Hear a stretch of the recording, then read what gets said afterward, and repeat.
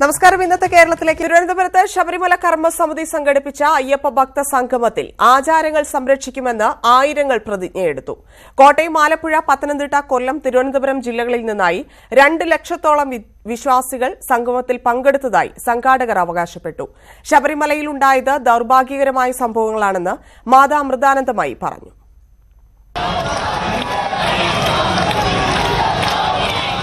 നൂറുകണക്കിന് വാഹനങ്ങളിൽ രാവിലെ മുതൽ തിരുവനന്തപുരത്തേക്ക് ഭക്തരെത്തി.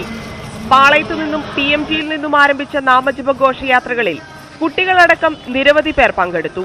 പുത്തരിക്കണ്ടം മൈതാനത്ത് സംഗമിച്ച നാമജപ ഘോഷയാത്രകളെ സന്യാസി പ്രമുഖരും ഹിന്ദുമത നേതാക്കളും അഭിസംബോധന ചെയ്തു. കുളത്തൂർ അദ്വൈതാശ്രമം മഠാധിപതി സ്വാമി ചിദാനന്ദപുരി അധ്യക്ഷനായി. പ്രധാന വിവരങ്ങൾ മറച്ചുവെച്ച് സുപ്രീം കോടതിയെ തെറ്റിദ്ധരിപ്പിച്ചാണ് ശബരിമല വിധി സർക്കാർ നേടിയതെന്ന് ശബരിമല കർമ്മസമിതി നേതാവ് TP സെൻകുമാർ ഈ വിധിയിലേക്ക് എത്തിച്ചതെന്ന് നമ്മൾ മനസ്സിലാക്കേണ്ടതുണ്ട്. ഈ ഒരുമ, ഈ ഐക്യം, ഇത് സംരക്ഷിക്കുന്നതിന് നമ്മൾ കൂടുതൽ ശ്രദ്ധിക്കേണ്ടതുണ്ട്. മുഖ്യാതിഥിയായ മാതാ അമൃതാനന്ദമയിയെ ശംഖനാഥം മുഴക്കിയാണ് വേദിയിലേക്ക് ആനയിച്ചത്.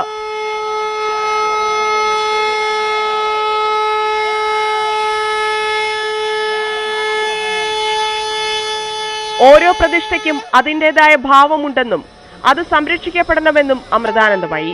ശബരിമല ക്ഷേത്രവുമായി ബന്ധപ്പെട്ട് ഈ അടുത്തുണ്ടായ സംഭവവികാസങ്ങൾ ഏറ്റവും ദൗർഭാഗ്യകരമാണ്. ഓരോ ക്ഷേത്ര സങ്കല്പത്തെക്കുറിച്ചും ക്ഷേത്ര ആരാധനയെക്കുറിച്ചും വേണ്ടത്ര അറിവില്ലാത്തതാണ് മിക്ക പ്രശ്നത്തിനും കാരണം. ഓരോ ക്ഷേത്രത്തിനും അതിൻ്റെ പ്രതിഷ്ഠാസങ്കല്പങ്ങളുണ്ട്. അതിനെ അവഗണിക്കുന്നത് ശരിയല്ല. ആചാര സംരക്ഷണത്തിനായി പ്രതിജ്ഞയെടുത്താണ് ഭക്തർ പിരിഞ്ഞത്.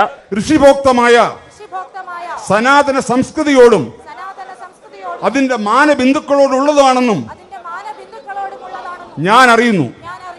അയ്യപ്പ കർമ്മസമിതി പ്രവർത്തകരുടെ ശക്തി പ്രകടനത്തിന്റെ വേദി കൂടിയായി മാറുകയായിരുന്നു അയ്യപ്പ ഭക്ത സംഗമം. LDF സർക്കാരിനെതിരെ രൂക്ഷമായ വിമർശനവും സംഗമത്തിൽ ഉയർന്നു. തിരുവനന്തപുരത്ത് നിന്ന് VV വിനോദിനൊപ്പം ഉമേഷ് ബാലകൃഷ്ണൻ, News 18. ശബരിമല കർമ്മസമിതി പ്രഖ്യാപിച്ച പരിപാടിയിൽ അമൃതാനന്ദമായി പങ്കെടുക്കുന്നത് വലതുപക്ഷ ഏകീകരണത്തിന്റെ ഭാഗമെന്ന് CPM സംസ്ഥാന സെക്രട്ടറി കോടിയേരി ബാലകൃഷ്ണൻ. അമൃതാനന്ദമയി രാഷ്ട്രീയ പരിപാടികളിൽ പങ്കെടുക്കാറില്ലായിരുന്നു. നൈഷ്ഠിക ബ്രഹ്മചാരിയായ അവർ ആണുങ്ങളെയും പെണ്ണുങ്ങളെയും കാണുന്നുണ്ടെന്നും എന്നിട്ട് അവരുടെ ബ്രഹ്മചര്യം നഷ്ടപ്പെട്ടോ എന്നും കോടിയേരി തിരുവനന്തപുരത്ത് ചോദിച്ചു. അമൃതാനന്ദമയി സാധാരണഗതിയിൽ ഇത്തരത്തിലുള്ള പരിപാടിയിൽ പങ്കെടുക്കുന്ന ഒരു മഹത് വ്യക്തിയല്ല. പക്ഷെ എന്തുകൊണ്ട് അവർ ഈ പരിപാടിയിൽ പങ്കെടുക്കുന്നു? അമൃതാനന്ദമയി മഠം രാഷ്ട്രീയത്തിന് അതീതമായി പ്രവർത്തിക്കേണ്ട ഒരു മഠമാണ്. നൈഷ്ഠിക ആയതുകൊണ്ട് അയ്യപ്പനെ ദർശിക്കാൻ യുവതികൾ പാടില്ല എന്ന് പറഞ്ഞുകൊണ്ടാണ് കർമ്മസമിതിയുടെ സമരം. ഈ സമരത്തിനാണ് അമൃതാനന്ദമയി പിന്തുണ കൊടുക്കുന്നത്. അമൃതാനന്ദമയി ആണെങ്കിലോ എല്ലാ പ്രായപരിധിയിലും പെട്ട യുവാക്കളും കാണുന്നുണ്ട്, സ്ത്രീകളും കാണുന്നുണ്ട്. അമൃതാനന്ദമയി ഒരു നൈഷ്ഠിക ബ്രഹ്മചാരിയാണ്. അവരുടെ ബ്രഹ്മചര്യത്തിന് ഇങ്ങനെ ആളുകൾ കണ്ടതുകൊണ്ട് ഇത്രയും കാലം വല്ല കുഴപ്പവും സംഭവിച്ചിട്ടുണ്ടോ? അപ്പോൾ ഈ കർമ്മസമിതി ഉന്നയിക്കുന്ന ന്യായത്തിന് അമൃതാനന്ദമായി പിന്തുണ കൊടുക്കുന്നതിന് എന്താണ് യുക്തി? ശബരിമല സ്ത്രീ പ്രവേശന വിഷയത്തിനെതിരെ സെക്രട്ടേറിയറ്റിന് മുന്നിൽ 49 ദിവസമായി BJP നടത്തിവന്ന നിരാഹാര സമരം അവസാനിപ്പിച്ചു. സമരം വിജയമായിരുന്നെന്നാണ് BJPയുടെ അവകാശവാദം. പ്രശ്നപരിഹാരമായില്ല എങ്കിൽ അടുത്ത മാസം ശബരിമല നട തുറക്കുന്നതോടെ ഉപവാസ സമരം തുടങ്ങാനാണ് തീരുമാനം. സമരം ഏശിയില്ല എന്ന് BJP തന്നെ സമ്മതിച്ചുവെന്നായിരുന്നു മുഖ്യമന്ത്രിയുടെ വിമർശനം. ശബരിമല കേന്ദ്രീകരിച്ച് BJP നടത്തിയ നിരാഹാര സമരമാണ് ഡിസംബർ 3-ന് സെക്രട്ടേറിയറ്റിന് മുന്നിലേക്ക് മാറ്റിയത്. AN രാധാകൃഷ്ണൻ, CK പത്മനാഭൻ തുടങ്ങിയ നേതാക്കൾ നിരാഹാരമിരുന്ന സമരം PK കൃഷ്ണദാസിലൂടെയാണ് അവസാനിച്ചത്. ശ്രീ ഗോപിനാഥൻ നായരും ശ്രീ K അയ്യപ്പൻപിള്ള സാറും ശ്രീ PK കൃഷ്ണദാസിക്ക് നാരങ്ങ നീര് നൽകിക്കൊണ്ട് ഈ നിരാഹാര സമരം കൂടെ അവസാനിക്കുകയാണ്. ആദ്യം വലിയ പങ്കാളിത്തമുണ്ടായെങ്കിലും പിന്നീട് സമരപ്പന്തലിൽ പ്രവർത്തകരില്ലാതായത് സമരം പരാജയമായെന്ന വിമർശനങ്ങൾക്ക് വഴിവെച്ചു. പാർട്ടിയിലെ ഭിന്നതകൾ സമരത്തെ ബാധിച്ചുവെന്നും വിമർശനമുണ്ടായി. എങ്കിലും സമരം വിജയമാണെന്നാണ് നേതാക്കളുടെ അവകാശവാദം. നിരാഹാരം അവസാനിപ്പിച്ചെങ്കിലും സമരം തുടരുമെന്ന് നേതാക്കൾ. ഞങ്ങൾ എന്തിനും തയ്യാറാണ്, ഞങ്ങൾ മുന്നോട്ട് പോകാൻ തയ്യാറാണ്. ആരോടും പരിഭവമില്ല, ആരോടും വിദ്വേഷമില്ല, ആരെയും വിമർശിക്കുന്നില്ല. സമരം ഏശിയില്ലെന്ന് നടത്തിയവർ തന്നെ സമ്മതിക്കുന്നുണ്ടെന്നായിരുന്നു മുഖ്യമന്ത്രിയുടെ വിമർശനം. ഈ നടന്ന പ്രവർത്തനങ്ങൾ ഏശിയില്ല എന്നുള്ളത് ആ സമര നേതൃത്വം വഹിച്ചവർ തന്നെ സമ്മതിക്കുന്നു. ലോക്സഭാ തെരഞ്ഞെടുപ്പ് അടുത്ത സാഹചര്യത്തിൽ ശബരിമല വിഷയം സജീവമായി നിർത്താനാകും BJP ശ്രമിക്കുക. ന്യൂസ് 18 തിരുവനന്തപുരം. മണ്ഡല മകരവിളക്ക് തീർത്ഥാടന കാലത്തിന് പരിസമാപ്തി കുറിച്ച് ശബരിമല നടയടച്ചു. ശബരിമലയുമായി ബന്ധപ്പെട്ട പ്രശ്നങ്ങളിൽ സർക്കാരുമായി ചർച്ചയ്ക്ക് തയ്യാറാണെന്ന് പന്തളം കൊട്ടാരം അറിയിച്ചു. ദർശനം നടത്തിയ 51 യുവതികളുടെ പട്ടിക സുപ്രീംകോടതിയിൽ സമർപ്പിച്ച സർക്കാർ തിരിച്ചടി ചോദിച്ചു വാങ്ങിയതാണെന്ന് കൊട്ടാരം പ്രതിനിധി ശശികുമാർ വർമ്മ പറഞ്ഞു. ചരിത്രത്തിലെ ഏറ്റവും വിവാദപൂർണമായ മണ്ഡല മകരവിളക്ക് കാലത്തിനാണ് സമാപനമായത്. അവസാന ദിവസം പന്തളം രാജപ്രതിനിധികൾക്ക് മാത്രമായിരുന്നു ദർശന സൗകര്യം. കൊട്ടാരം പ്രതിനിധിയുടെ ദർശനത്തിന് ശേഷം മേൽശാന്തി നടയടച്ച് താക്കോൽ കൈമാറി. ശബരിമലയിലെ പ്രശ്നങ്ങൾ പരിഹരിക്കാൻ സർക്കാരുമായി ഏത് ചർച്ചയ്ക്കും തയ്യാറാണെന്ന് പന്തളം കൊട്ടാരം പ്രതിനിധി ശശികുമാർ വർമ്മ ചടങ്ങുകൾക്ക് ശേഷം പറഞ്ഞു. ശബരിമലയിൽ ദർശനം നടത്തിയെന്ന പേരിൽ 51 യുവതികളുടെ ലിസ്റ്റ് സമർപ്പിച്ച സർക്കാർ കോടതിയിൽ നിന്നുള്ള അടി ചോദിച്ചു വാങ്ങുകയാണെന്നും അദ്ദേഹം അഭിപ്രായപ്പെട്ടു. ലിസ്റ്റ് വെറും ഒരു ബോഗസാക്കി ഉണ്ടായ സാധനമല്ലേ, അത് ആവശ്യമില്ലാതെ അടിമേടിക്കുകയായിരുന്നു. നവംബർ 15 നട തുറന്നതു മുതൽ സ്ത്രീ പ്രവേശന വിഷയത്തിൽ സംഘർഷഭരിതമായിരുന്നു മണ്ഡല മകരവിളക്ക് സീസൺ. BJP നേതാവ് കെ സുരേന്ദ്രനും ഹിന്ദു ഐക്യവേദി നേതാവ് KP ശശികലയും ആദ്യം അറസ്റ്റിലായി. നിയമസഭയ്ക്കുള്ളിൽ കോൺഗ്രസിന്റെ പ്രതിഷേധവും സഭയ്ക്ക് പുറത്ത് BJPയുടെ നിരാഹാരവും തുടങ്ങി. കേന്ദ്രമന്ത്രി പൊൻ രാധാകൃഷ്ണനെ തടഞ്ഞത് വിവാദമായി. നാമജപ പ്രതിഷേധങ്ങൾക്കിടെ തമിഴ്നാട്ടിൽ നിന്നുള്ള മനീതി സംഘത്തിന് തിരിച്ചോടേണ്ടി വന്നു. ശബരിമല കർമ്മസമിതിയുടെ അയ്യപ്പ ജ്യോതിയും സർക്കാരിന്റെ വനിതാ മതിലും ഇതിനിടെ കേരളം കണ്ടു. വനിതാ മതിലിന്റെ പിറ്റേന്ന് പുലർച്ചെയാണ് കനകദുർഗയും ബിന്ദുവും ദർശനം നടത്തിയത്. കണ്ണൂരിൽ നിന്നുള്ള രേഷ്മ നിശാന്തും ഷാനിലയും 2 തവണ എത്തിയെങ്കിലും മല കയറാനായില്ല. ദർശനം നടത്തിയ യുവതികളെന്ന പേരിൽ സുപ്രീംകോടതിയിൽ സർക്കാർ സമർപ്പിച്ച ലിസ്റ്റിൽ പുരുഷന്മാരടക്കം കയറിക്കൂടിയത് സർക്കാരിന് തലവേദനയായി. ഈ മണ്ഡലകാലം ഇവിടെ പൂർണ്ണമാകുന്നു. ജനമനസ് ശബരിമല വിഷയത്തിൽ ഏത് മുന്നണിക്കൊപ്പമാണെന്നറിയാൻ അടുത്ത ലോക്സഭാ തെരഞ്ഞെടുപ്പ് വരെ കാത്തിരിക്കേണ്ടി വരും. സന്നിധാനത്തു നിന്നും ക്യാമറാമാൻ നിധിനൊപ്പം R കിരൺ ബാബു, ന്യൂസ് 18. ശബരിമല യുവതീ പ്രവേശനം വിലക്കിയ 1991 ഹൈക്കോടതി വിധിയെയും ജഡ്ജിയെയും വിമർശിച്ച് മുഖ്യമന്ത്രി പിണറായി വിജയൻ. വിധി ബോധപൂർവമായിരുന്നുവെന്നും നിയമപരമല്ലായിരുന്നുവെന്നും പിണറായി ആരോപിച്ചു. ശബരിമല പ്രക്ഷോഭങ്ങൾക്ക് തുടക്കമിട്ട NSSനെയും മുഖ്യമന്ത്രിയും CPM സംസ്ഥാന സെക്രട്ടറിയും പരോക്ഷമായി വിമർശിച്ചു. ശബരിമലയിലെ സുപ്രീംകോടതി വിധി സ്ത്രീ ശാക്തീകരണത്തിനും ലിംഗസമത്വത്തിനും വേണ്ടിയുള്ളതാണെന്ന് പറഞ്ഞ ശേഷമാണ് യുവതീ പ്രവേശനം വിലക്കിയ 1991 ഹൈക്കോടതി വിധിയെ മുഖ്യമന്ത്രി വിമർശിച്ചത്. 91 വരെ ശബരിമലയിൽ സ്ത്രീകൾ കയറിയിരുന്നു. എന്നാൽ ഹൈക്കോടതി വിധി ബോധപൂർവമുള്ളതായിരുന്നു. വിധി നിയമപരമല്ലായിരുന്നുവെന്നും മുഖ്യമന്ത്രി പറഞ്ഞു.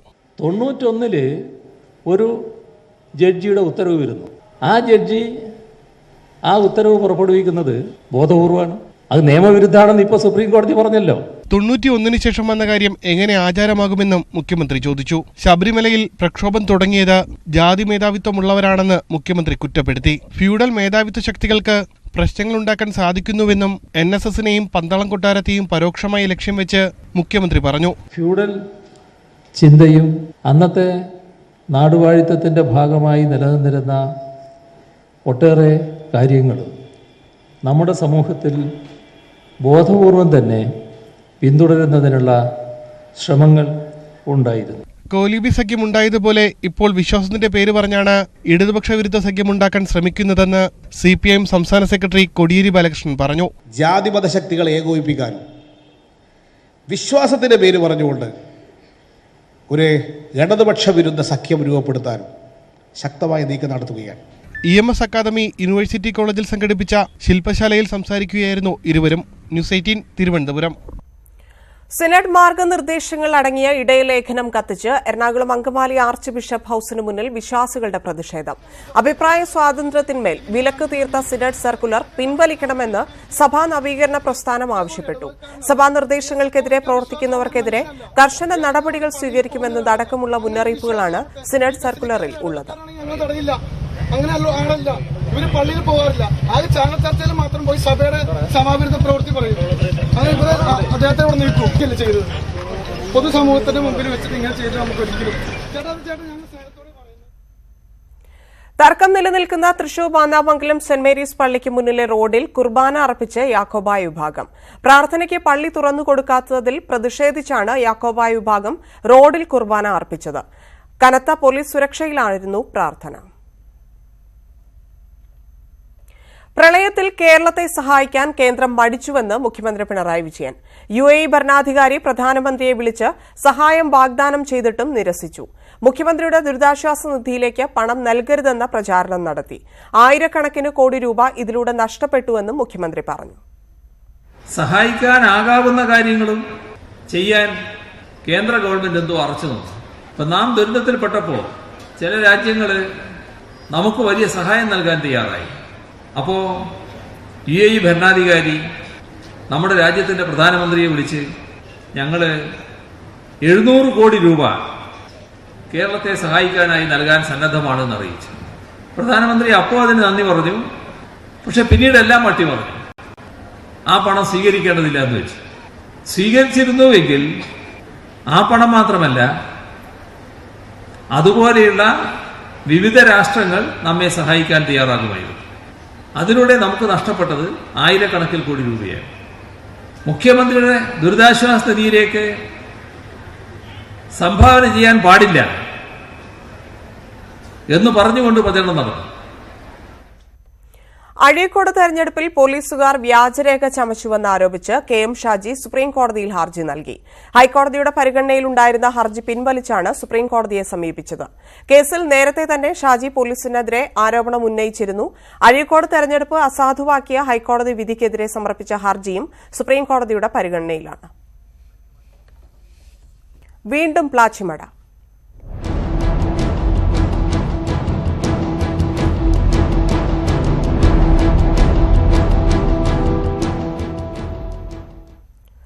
പ്ലാച്ചിമടയിൽ പുതിയ സംരംഭം തുടങ്ങാനൊരുങ്ങി കൊക്കോകോള. നിലവിലെ പ്ലാന്റ് സർക്കാർ അടച്ചുപൂട്ടി വർഷങ്ങളായെങ്കിലും പുതിയ ഭക്ഷ്യ സംസ്കരണ കേന്ദ്രം തുടങ്ങാനുള്ള നീക്കത്തിലാണ് കമ്പനി നടത്തുന്നത്. പ്ലാച്ചിമടയിലെ പുതിയ പദ്ധതിയെക്കുറിച്ച് ഒരറിയിപ്പും കിട്ടിയിട്ടില്ലെന്ന് പെരുമാട്ടി പഞ്ചായത്ത് അധികൃതർ വ്യക്തമാക്കി. വീണ്ടും ജലചൂഷണത്തിനാണ് നീക്കമെങ്കിൽ അനുവദിക്കില്ലെന്ന് പരിസ്ഥിതി പ്രവർത്തകരും പറഞ്ഞു. 2004 അടച്ചുപൂട്ടിയ പ്ലാച്ചിമടയിലെ കൊക്കോകോള പ്ലാന്റും സ്ഥലവും കഴിഞ്ഞ 15 വർഷമായി കാടുപിടിച്ച് കിടക്കുകയായിരുന്നു.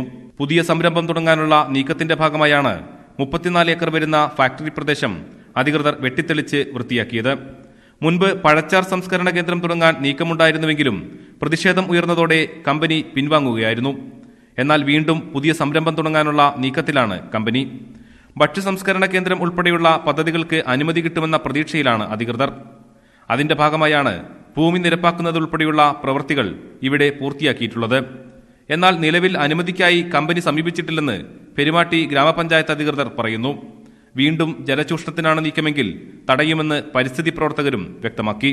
ഇത് അവിടെ ഒരു പുതിയ പദ്ധതിക്കുള്ള നീക്കമാണ് നടക്കാൻ കഴിയുന്നതെന്നാണ് ഞങ്ങൾ മനസ്സിലാക്കുന്നത്. എന്നാൽ ഈ പദ്ധതിയെ സംബന്ധിച്ച് അതിന്റെ വിശദാംശങ്ങളോ ഏത് തരത്തിലുള്ള പ്രൊജക്റ്റാണ് എന്നത് സംബന്ധിച്ച് വ്യക്തത ഇനിയും കൈവന്നിട്ടില്ല.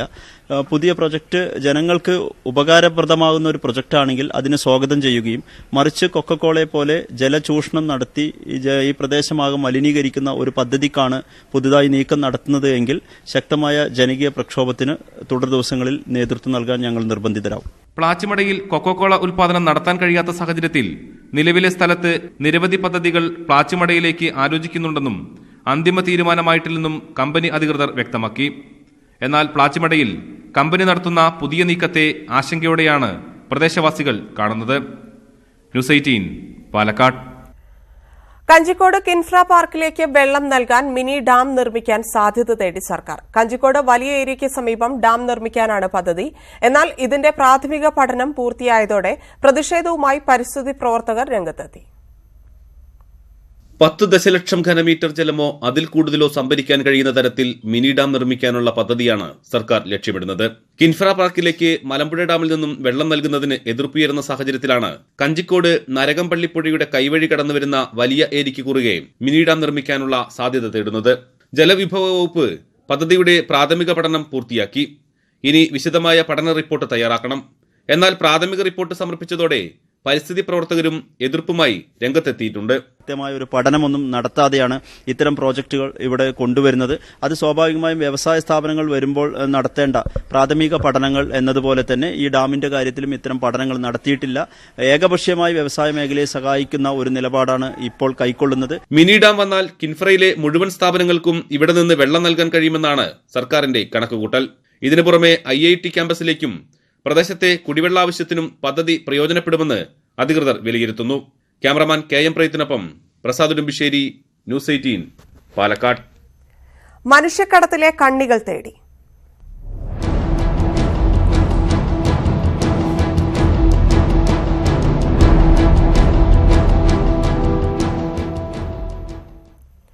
മുനമ്പം മനുഷ്യക്കടത്തിന് ഉപയോഗിച്ച ദയാമാത ബോട്ടിൽ 230 പേർ തീരം വിട്ടെന്ന അറസ്റ്റിലായ പ്രഭുവിന്റെ വെളിപ്പെടുത്തലിൽ സംശയം പ്രകടിപ്പിച്ച് ബോട്ടിന്റെ ആദ്യ ഉടമ ജിബിൻ.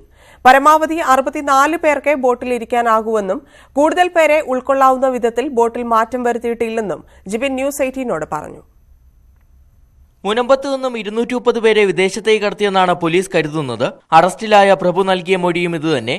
2 ബോട്ടുകളിലായാണ് ഇവർ പോയതെന്ന് ആദ്യം സംശയിച്ചെങ്കിലും പ്രഭുവിന്റെ മൊഴിയുടെ അടിസ്ഥാനത്തിൽ ഒരു ബോട്ട് മാത്രമെന്ന നിഗമനത്തിൽ പോലീസ് എത്തി. ഇതിന് പിന്നാലെയാണ് ഇത്രയും പേർക്ക് ബോട്ടിൽ കയറാനാകില്ലെന്ന ബോട്ടിന്റെ ആദ്യ ഉടമയുടെ വെളിപ്പെടുത്തൽ.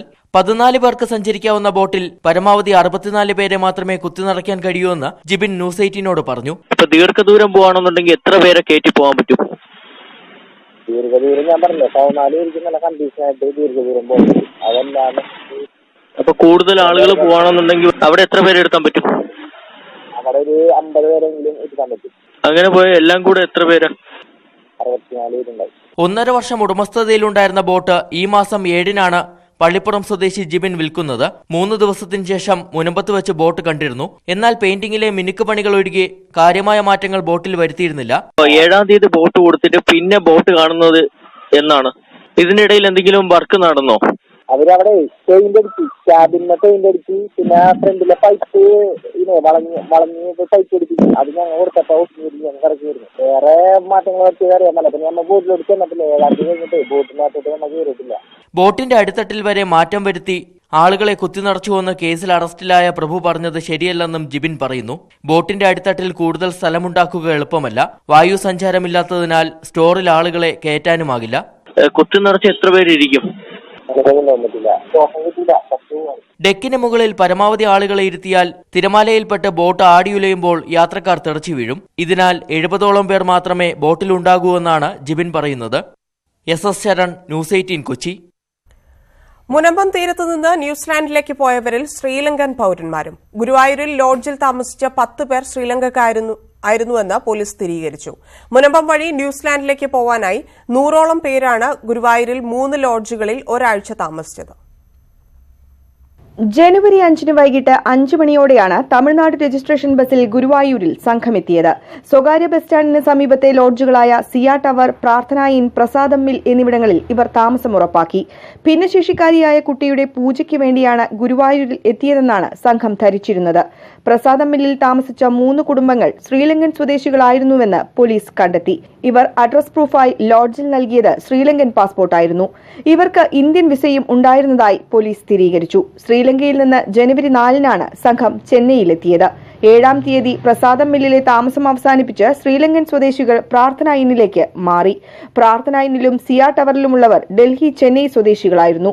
ഒരാഴ്ച ഗുരുവായൂരിൽ ചെലവിട്ട ശേഷം ജനുവരി 11-ാം തീയതി 4:30-യോടെ ബസ്സിലും ട്രാവലറിലുമായി ഗുരുവായൂരിൽ നിന്ന് മുനമ്പത്തേക്ക് സംഘം പുറപ്പെട്ടു. 12-ന് പുലർച്ചെ ന്യൂസിലാൻഡിലേക്ക്. സുവി വിശ്വനാഥൻ, ന്യൂസ് 18, തൃശൂർ. കോട്ടയം അയർക്കുന്നത്ത് പെൺകുട്ടിയെ കൊന്നത് ശ്വാസം മുട്ടിച്ചെന്ന് പോസ്റ്റ്മോർട്ടം റിപ്പോർട്ട്. പെൺകുട്ടി ലൈംഗികമായി പീഡിപ്പിക്കപ്പെട്ടതായും കോട്ടയം മെഡിക്കൽ കോളേജിൽ നടത്തിയ പരിശോധനയിൽ കണ്ടെത്തി. കൊലപാതകത്തിൽ പ്രതി ലോറി ഡ്രൈവർ അജീഷിനെ ഇന്നലെ പോലീസ് അറസ്റ്റ് ചെയ്തിരുന്നു. പ്രതി മൊഴി നൽകിയതുപോലെ തന്നെയാണ് കൊലപാതകം നടന്നത് എന്നാണ് പോസ്റ്റ്മോർട്ടത്തിലും വ്യക്തമായിരിക്കുന്നത്. ശ്വാസം മുട്ടിയാണ് പെൺകുട്ടി മരിച്ചത് എന്ന് കോട്ടയം മെഡിക്കൽ കോളേജിൽ നടത്തിയ പോസ്റ്റ്മോർട്ടം പരിശോധനയിൽ കണ്ടെത്തി. കൊലപാതകത്തിനു മുൻപ് പെൺകുട്ടി ലൈംഗികമായി പീഡിപ്പിക്കപ്പെട്ടതായും പോസ്റ്റ്മോർട്ടം പ്രാഥമിക റിപ്പോർട്ടിൽ വ്യക്തമാക്കുന്നു. കയറും ഷാളും ഉപയോഗിച്ചാണ് കഴുത്ത് വരിഞ്ഞുമുറുക്കി ശ്വാസം മുട്ടിച്ചത്. റിപ്പോർട്ട് പോലീസിന് കൈമാറി. വ്യാഴാഴ്ച ഉച്ചയ്ക്ക് ശേഷം 2 മണിയോടെയാണ് കൊലപാതകം നടന്നത് എന്ന് റിപ്പോർട്ടിൽ പറയുന്നു. മൃതദേഹം അഴുകാൻ തുടങ്ങിയിട്ടുണ്ട്. കൊലപാതകത്തിന് ശേഷം കട്ടിലിനടിയിൽ സൂക്ഷിച്ച മൃതദേഹം രാത്രിയോടെ വാഴത്തോട്ടത്തിൽ കുഴിച്ചിടുകയായിരുന്നുവെന്ന് പ്രതി അജീഷ് മൊഴി നൽകി. അജീഷിനെ ഇന്ന് വീണ്ടും സംഭവസ്ഥലത്തെത്തിച്ച് പോലീസ് തെളിവെടുപ്പ് നടത്തി. കൊല്ലപ്പെട്ട 15-കാരിയുടെ മൃതദേഹം വീട്ടുവളപ്പിൽ സംസ്കരിച്ചു. ന്യൂസ് 18, കോട്ടയം. ബംഗളൂരുവിലെ റിസോർട്ടിൽ കഴിയുന്ന കോൺഗ്രസ് എംഎൽഎമാർ തമ്മിൽ കയ്യാങ്കളി. എംഎൽഎ JN ഗണേഷ് മറ്റൊരു എംഎൽഎയായ ആനന്ദ് സിംഗിന്റെ തലയ്ക്ക് കുപ്പികൊണ്ടടിച്ചുവെന്നാണ് റിപ്പോർട്ടുകൾ. പരിക്കേറ്റ ആനന്ദ് സിംഗിനെ ആശുപത്രിയിൽ പ്രവേശിപ്പിച്ചു. തർക്കമുണ്ടായിട്ടില്ല എന്നും നെഞ്ചുവേദനയെ തുടർന്നാണ് ആശുപത്രിയിൽ പ്രവേശിപ്പിച്ചതെന്നുമാണ് കോൺഗ്രസിന്റെ വിശദീകരണം. വെള്ളിയാഴ്ച രാത്രി മുതൽ ബംഗളൂരുവിലെ ഈഗിൾട്ടൺ റിസോർട്ടിൽ കഴിയുകയാണ് കർണാടകയിലെ 76 കോൺഗ്രസ് എംഎൽഎമാർ. നിയമസഭാ കക്ഷി യോഗത്തിൽ 4 എംഎൽഎമാർ വിട്ടുനിന്നതിന് പിന്നാലെയായിരുന്നു തീരുമാനം. എന്നാൽ റിസോർട്ടിൽ നിന്ന് പുറത്തുവരുന്ന വാർത്തകൾ കോൺഗ്രസിന് ശുഭകരമല്ല. എംഎൽഎമാരായ ആനന്ദ് സിംഗും JN ഗണേഷും തമ്മിൽ കയ്യാങ്കളിയുണ്ടായി. കുപ്പികൊണ്ട് തലക്കടിയേറ്റ ആനന്ദ് സിംഗിനെ ആശുപത്രിയിൽ പ്രവേശിപ്പിച്ചു. എന്നാൽ എംഎൽഎമാർ തമ്മിൽ സംഘർഷമുണ്ടായെന്ന വാർത്തകൾ കോൺഗ്രസ് നിഷേധിച്ചു. നെഞ്ചുവേദന അനുഭവപ്പെട്ടതിനെ തുടർന്നാണ് ആശുപത്രിയിലേക്ക് മാറ്റിയതെന്ന് DK Shivkumar പ്രതികരിച്ചു. It is impossible. There is no fight. You saw them, all of them coming together, going together. It is all a fake news. Nothing is true. There is no fight between everyone. All of them, the entire Congress party is united. I have confidence that even the who could not attend the CLP also will come back to the proper Congress fold. ഉപമുഖ്യമന്ത്രി G. Parameshwar അടക്കമുള്ള നേതാക്കളും ആശുപത്രിയിലെത്തി ആനന്ദ് സിംഗിനെ കണ്ടു. കോൺഗ്രസിൽ എല്ലാം ശരിയല്ലെന്നതിന് ഇതിൽ കൂടുതൽ എന്ത് തെളിവ് വേണമെന്നായിരുന്നു BJPയുടെ പ്രതികരണം. അതേസമയം നിയമസഭാ കക്ഷി യോഗത്തിൽ നിന്ന് വിട്ടുനിന്ന 4 കോൺഗ്രസ് എംഎൽഎമാർ BJPയിൽ ചേർന്നേക്കും. മുംബൈയിൽ തുടരുന്ന എംഎൽഎമാരായ രമേഷ് ജാർക്കിഹോളി, മഹേഷ് കുമ്മത്തലി എന്നിവർക്ക് കോൺഗ്രസ് കാരണം കാണിക്കൽ നോട്ടീസ് നൽകിയിട്ടുണ്ടെങ്കിലും മറുപടി ലഭിച്ചിട്ടില്ല. മറ്റൊരു എംഎൽഎയായ ഉമേഷ് ജാദവിനെ സ്വന്തം പാളയത്തെത്തിച്ച് കലബുർഗി ലോക്സഭാ മണ്ഡലത്തിൽ മല്ലികാർജ്ജുൻ ഖാർഗെക്കെതിരെ മത്സരിപ്പിക്കുന്ന കാര്യം BJP പരിഗണിക്കുന്നതായും റിപ്പോർട്ടുകളുണ്ട്. National desk news 18. BSP അധ്യക്ഷയും UP മുൻ മുഖ്യമന്ത്രിയുമായ മായാവതിക്കെതിരെ നടത്തിയ പരാമർശത്തിൽ ഖേദം പ്രകടിപ്പിച്ച് BJP MLA സാധന സിംഗ്. പരാമർശത്തിനെതിരെ വിമർശനം ശക്തമായ സാഹചര്യത്തിലാണ് ഖേദപ്രകടനം. മായാവതി അധികാരത്തിനു വേണ്ടി മാനം വിറ്റ ആളാണെന്ന് അവർ സ്ത്രീത്വത്തെ അപമാനിക്കുന്നുവെന്നും സാധന നേരത്തെ പറഞ്ഞിരുന്നു. महिला एक स्वाभिमानी महिला थी, आज की महिला सब कुछ लुट गया, उसके बाद भी कुर्सी छड़ पाने के लिए अपने सारे सम्मान को बेच दिया. ऐसी महिला नाम लेने वाली मायावती जी का हम इस कार्यक्रम के माध्यम से तिरस्कार करते हैं.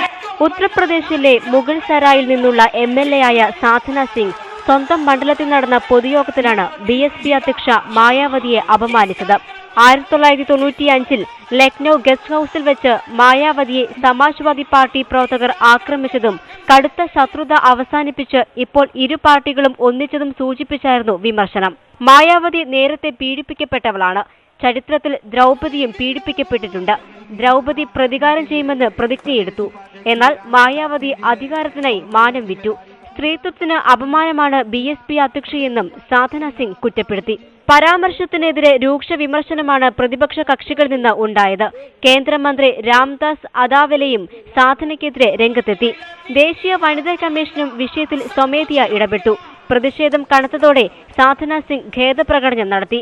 ആരെയും അപമാനിക്കാനായിരുന്നില്ല തന്റെ വാക്കുകളെന്ന് സാധന സിംഗ് വിശദീകരിച്ചു.